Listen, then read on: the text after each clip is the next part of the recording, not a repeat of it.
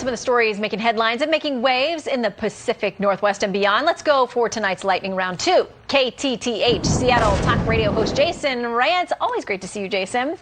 Okay, I hardly know where to start. Let's start with this. Alaska Airlines has got a new dress code and some new ideas. They say from our employees what more inclusive, gender-neutral uniforms and policies mean. They say new uniform pieces with these changes, also fingernail polish, makeup, 2 earrings per ear, and a single stud nose piercing are expression options available to employees.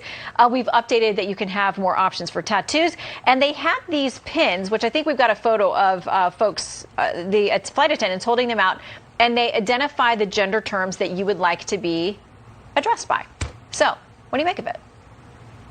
Well, first of all, this is just patently unfair. These are flight attendants. They are not biologists. They do not understand gender the way that a scientist can. Obviously, this is kind of absurd corporate wokeness that feeds into the narcissistic, self-obsessed, progressive left-wing agenda, because you've got staff members who will wear these buttons whose pronouns are already clear, but they wear it because they want to take selfies with that button on so they can post on their Instagram accounts and hashtag themselves heroes.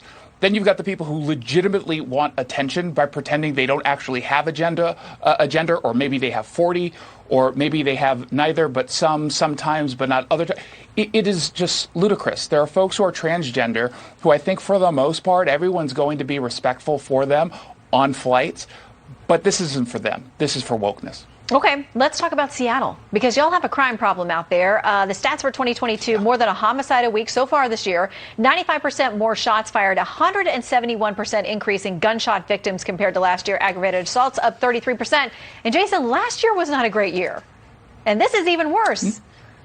Yeah, this is way worse, and the problem is it's actually spreading. So you have Tacoma, Washington, with a homicide rate is actually worse than Seattle. You've got Bellingham with a 300% increase in stolen cars. Spokane on the east side of the state is kind of dealing with the same things.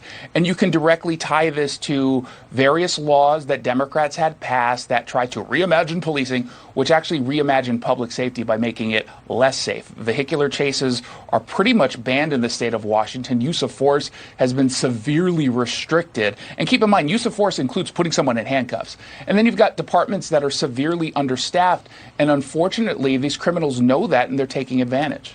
Okay, and quickly, New York Times making a social media policy for reporters saying, try to reduce the time you're spending there and how you engage with people. Former New York Times reporter Taylor Lorenz tweets this: the New York Times announced a new policy. It's very disappointing and contradictory to see. A good social policy would be supporting your staff, protecting them against bad faith attacks, and recognizing we all live as full humans online now. A quick final word. Yeah, Taylor Lorenz is a professional victim with dumpster fire hot takes that she posts online to get dunked on, only so that she can delete them and claim that she's been bullied. The clear answer here is to get off Twitter if you're a journalist, mostly because you are betraying all of your partisan bias, and it's so clear on Twitter.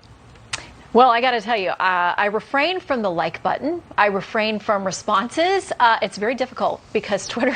You liked one of my tweets one time. Okay, but see, I like you. You have, listen, it was a neutral take, I'm sure. Jason, come back soon. Thank you so much. We've got extended coverage.